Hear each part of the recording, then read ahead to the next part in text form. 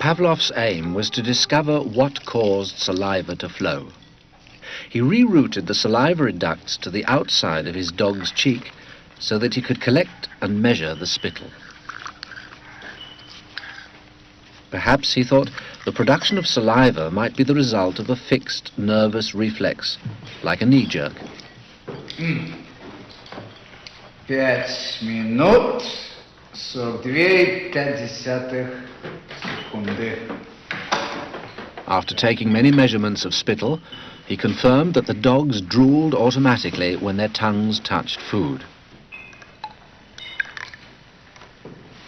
He called the response the salivation reflex. 4,5. Хорошая собачка. Я предлагаю поменять собаку. But his work started to run into trouble.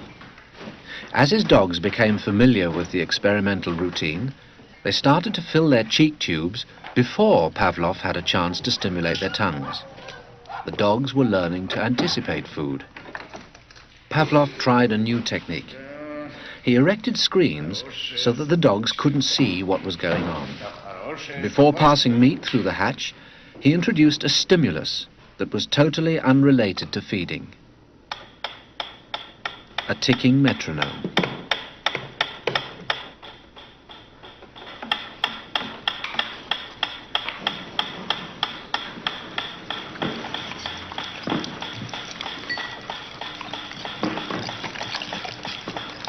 At first, the dog dripped saliva into its cheek tube only when the food appeared. But after a number of trials, the dog began to connect the ticking with the arrival of meat.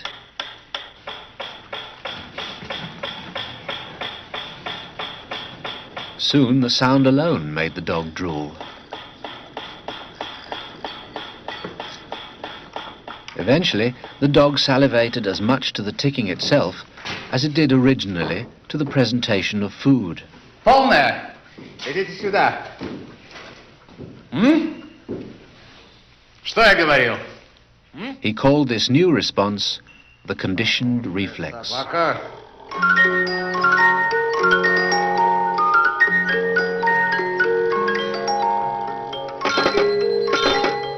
Whatever the stimulus, his dogs could soon be conditioned to produce saliva.